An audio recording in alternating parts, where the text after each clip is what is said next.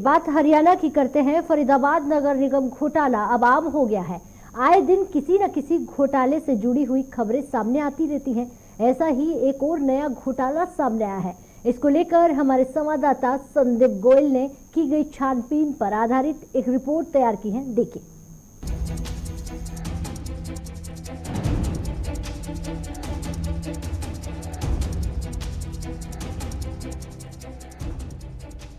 फरीदाबाद नगर निगम में आए दिन नए घोटाले उजागर हो रहे हैं। आए दिन होते इन घोटालों पर ऐसा लगता है कि सरकार आंख मूंदे बैठी हो, और ऐसा हम इसलिए कह रहे हैं क्योंकि इन घोटालों की जांच को लेकर सरकार की तरफ से कोताही बरती जा रही है। ताजा घोटाला नगर निगम अकाउंट ब्रांच के अधिकारियों की मिलीभगत से फर्जी बिलों के भुगतान का सामने आया है। दरअसल बड़खल विधानसभा क्षेत्र के अंतर्गत आने वाले कई वार्ड पार्षदों को 2019 में किए गए कार्य की कॉपी प्राप्त हुई।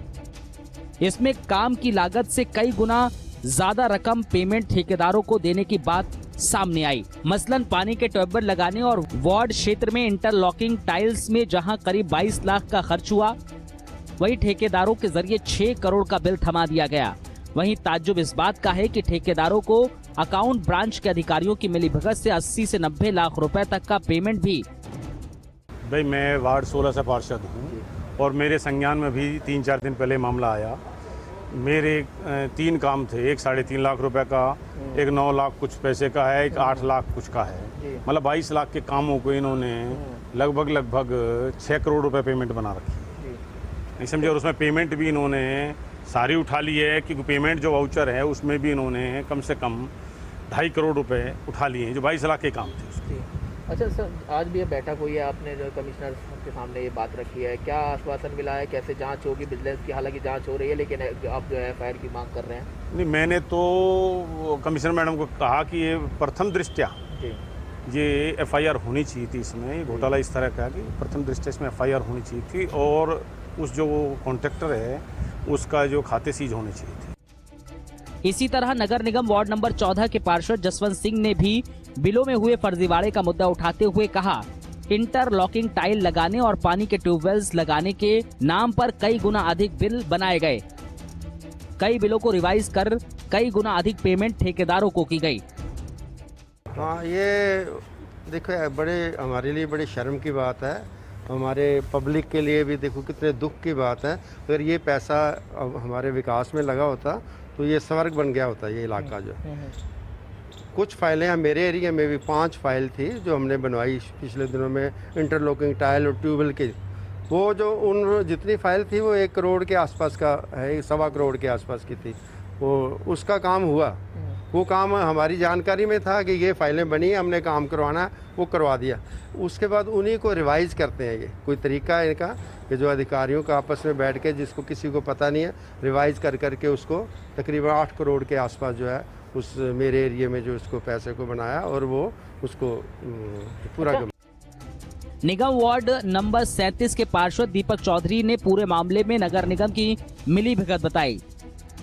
दीपक चौधरी ने कहा कि पहले से ही 200 करोड़ के घोटाले की जांच विजिलेंस के द्वारा की जा रही है, लेकिन सारे सबूत होने के बावजूद बड़े अधिकारियों को बचाने का काम किया जा रहा है।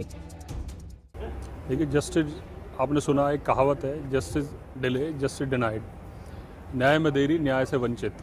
और ये बात सार्थक कर रहा है हमारा नगर निगम, और जो इसमें जांच चल रही है जो विजिलेंस की, वो इस बात पर बिल्कुल सार्थक उतरती है।